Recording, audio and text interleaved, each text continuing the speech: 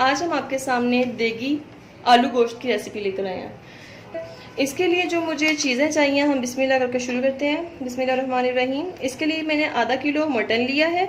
एक प्याज मैंने उसको स्लाइस में काट लिए। इसमें हमने टमाटर लिए, 4 बड़े टमाटर लिए। हमने उसको मैंने छिलका उतार के उसको भी मैंने स्लाइस में काट लिया, क्यूब्स में, स्लाइस में, जिसमें भी आप काट लें। अदरक लहसुन का पेस्ट है, मैंने 1-1 टेबल स्पून दोनों ले लिए हैं।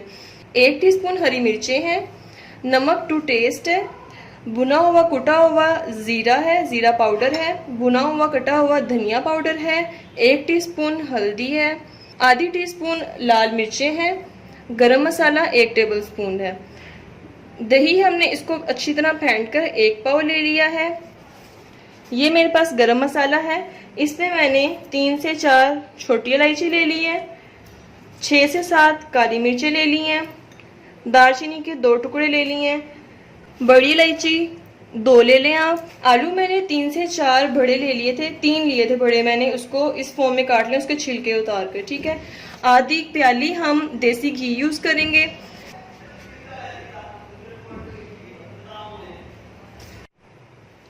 ये देखिए, मैं कढ़ाई में गोश्त डाल रही हूँ, साथ ही इसके मैं प्याज डाल दूंगी।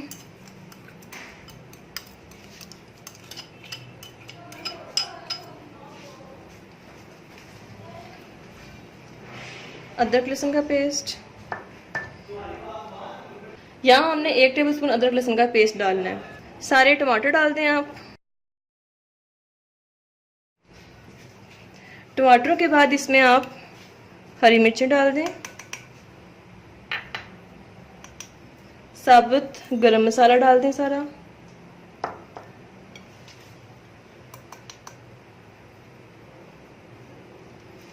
हल्दी पाउडर, नमक, लाल मिर्च पाउडर, और इसमें इतना पानी डालें कि गोश्त इसमें अच्छी तरह डिप हो जाए, ठीक है। और फिर इसको आप हल्की आंच पर ढककर इसको पकने के लिए रख दें। इतना पकाएं कि 70% आपका गोश्त गल जाए।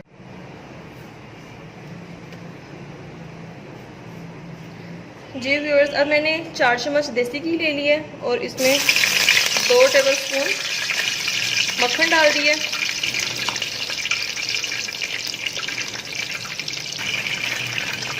अब इसमें अदरक लहसुन का पेस्ट डाल रही हूँ, जितना हमने बचा लिया था।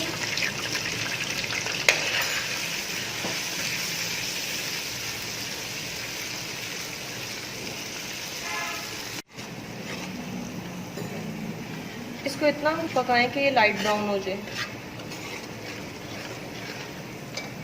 जब ये लाइट ब्राउन हो जाए तो इसमें खुश्क धनिया डाल दें, खुश्क ज़ीरा डाल दें, हल्दी डाल दें। इसको थोड़ी देर मज़ीद भूनें।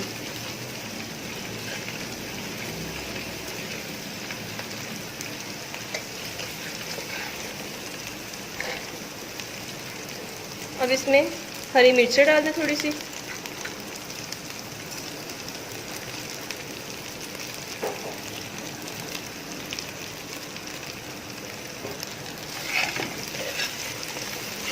ये जब भून जाए तो इसमें फेंटा हुआ दही डाल दें।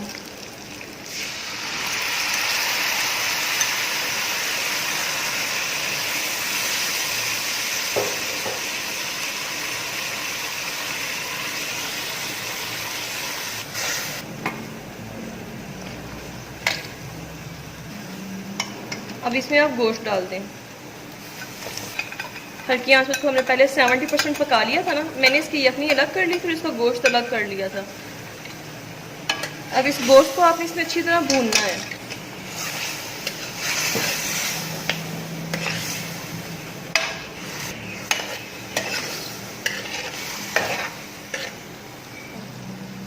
व्यूअर्स, इसको तेज आंच पे आपने अच्छी तरह इसको भूनना है।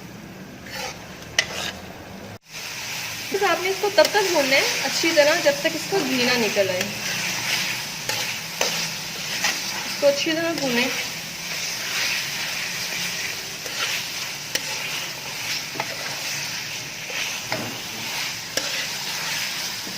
देखिए व्यूअर्स, ये आहिस्ता आहिस्ता घी छोड़ रहा है।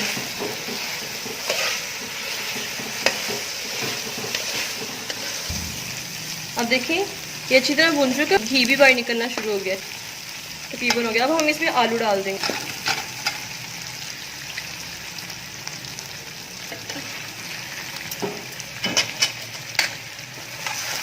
आलू डालकर सिर्फ और सिर्फ इसे कुछ सेकंड्स के लिए आप मिक्सअप कर लें।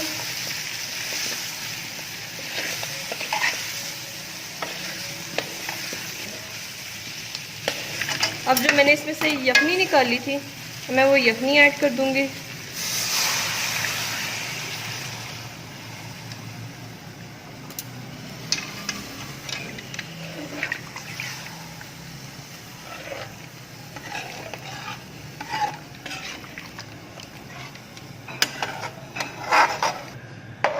ये हमें थोड़ा सा पानी कम लग रहा है, आप इसमें थोड़ा सा मज़ीद पानी डाल लें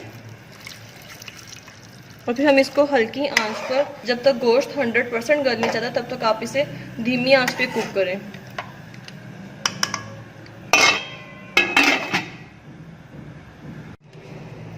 देखिए फिर जब हम चेक करते हैं कि हमारे आलू और हमारा गोश्त बिल्कुल गल गया कि नहीं।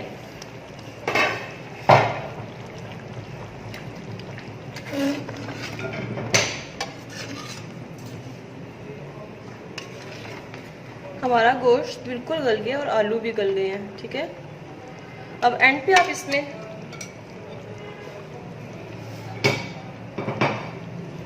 गरम मसाला डाल दें और हरा धनिया डाल दें।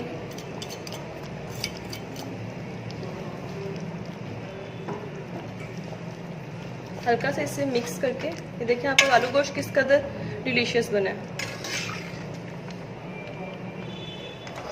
इसको बस 2 मिनट के लिए ढक दें ताकि ये गरम मसाला और ये हरा धनिया जो है ना, इसकी अच्छी सी खुशबू आ जाए।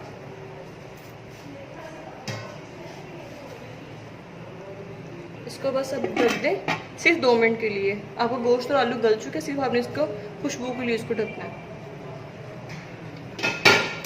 व्यूअर्स देखिए हमारा आलू गोश्त रेडी हो चुका है, आप इसको लाजमी ट्राई करें। अब मैं इसे डिश आउट करती हूँ। देखें व्यूअर्स मैंने आलू गोश्त को डिश आउट कर लिया। आप इससे नान, कुलचों, ये तड़के वाले चावलों के साथ खाएं। ये तड़के वाले चावलों की रेसिपी मैंने पहले अपलोड कर दी हुई है, आप चैनल पर जाकर उसको देख सकते हैं। अगर आपको हमारी रेसिपीज पसंद आती हैं तो आप हमारे चैनल को लाजमी सब्सक्राइब करें, लाइक करें हमारी वीडियोस को और कमेंट करना बिल्कुल भी ना भूलें और बेल बटन पे लाजमी प्रेस करें ताकि आपको हमारी नई आने वाली वीडियोस मिल सकें। जज़ाकल्लाह, अपना ख्याल रखिए।